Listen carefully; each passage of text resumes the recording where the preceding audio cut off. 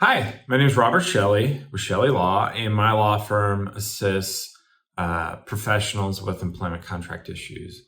Today, I'm going to talk about the early termination of a contract by an employee and kind of the considerations and how to terminate an agreement. So, in any employment agreement, it's going to have some kind of term, meaning how long it lasts. So, many times there's a fixed term, so 1, 2, 3 years.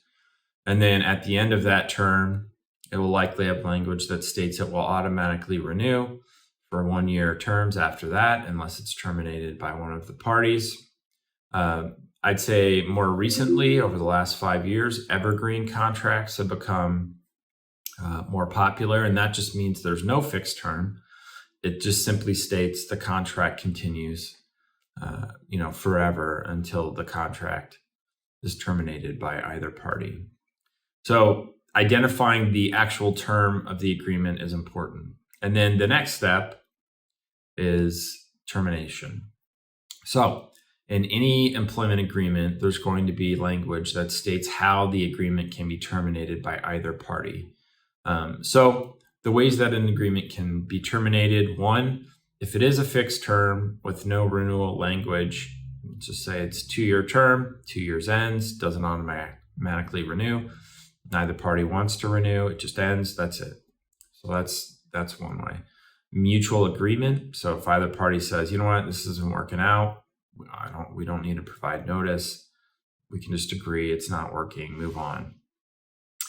Those are pretty rare, to be honest. So almost every contract is terminated in one of two ways: either for cause, meaning somebody breached the contract and didn't fix it, or without cause, which is easily the most common way of terminating a contract. So for cause will have usually a list of things that the employer, so the company you're working for, can terminate you for. So for healthcare professionals, they lose their license, DEA registration, they're uninsurable. There'll be some kind of, maybe something about criminal issues, professional responsibility, behavioral concerns, obviously like death, disability, those types of things. So it will list, this is what the employer can terminate the contract for immediately. And then there may be a section that just states, if there is some kind of breach by either party, that party has to provide written notice to the other.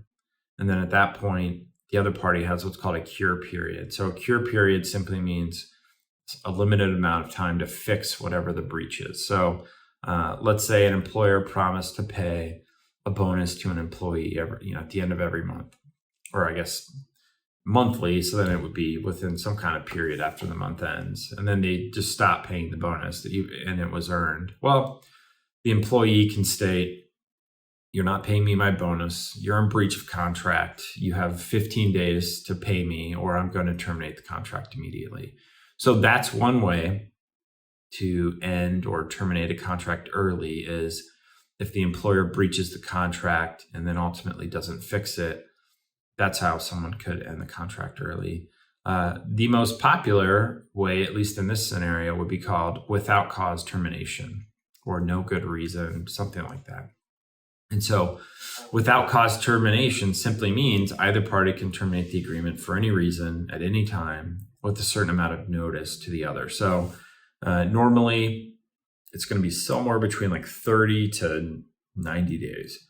And so let's say you're an employee, you find a new job or whatever, you want to leave. If the without cause termination language simply states you must give 30 days written notice, then give written notice to the employer stating, I'm giving you notice, I plan to terminate the agreement.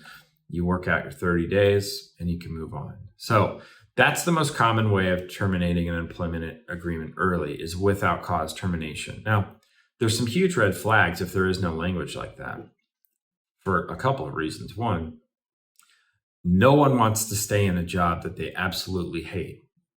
Like you can't be forced to work somewhere, right? So if you're into a job and after 5 months it's clear this is not working out, no one wants to have to stay around. Let's say the initial term is 2 years, stick it out for those 2 years. You want the ability to get out of the contract if it's not working out. And the employer should feel the same way. If they bring in an employee and for whatever reason it's just not working out, they want the ability to get rid of that employee as well. Now, why is there notice? Well, kind of depends upon industry, but normally it's just to smooth out the transition of the employee. If you're a healthcare provider and the employer comes in and says, you're fired, go home immediately. Well, there's a ton of patient care issues as far as continuity of care. Who's going to write the prescriptions? Are you going to refer out the patients? Who's going to see all the patients on the schedule? That's why there's at least some window of time to kind of get the transition in order and allow for safe patient care. In other industries, it's maybe they're going to bring someone else on and hope that there's some kind of training between the person leaving and the person coming in, or it's like a sales job and there's a ton of contacts. You want to give notice to those people that the salesperson is leaving and someone else will be replacing them. It just allows for a smooth transition. Having absolutely no notice at all for an employee to leave or employer to fire you for that matter, it can be kind of jarring to a business. And that's why there's always at least some kind of notice period for without cause termination. Another red flag would be a super long notice period for without cause termination, like 180 days. It can get kind of awkward for a professional if they've given notice and they've let the employer, hey, I'm going to leave. I think feelings can be hurt, relationships can change. And so some places it's no big deal at all, but others it's like, they act like it's the biggest, disaster of all time, and they'll treat the professional poorly. So any very long notice period is a bad idea in my way for a number of reasons. So that's how you can terminate a contract early. You absolutely should have in the employment agreement language that allows that. Being stuck in a contract without any language which allows you to terminate the contract early is a terrible idea. And I would say do not sign a contract for employment that has that. Anyway, if you have any questions, you can always contact my law firm at the phone number listed below in the description, or you can always reach us through our website, chellelaw.com, CHELLE law.com. I appreciate you watching the video. Thanks.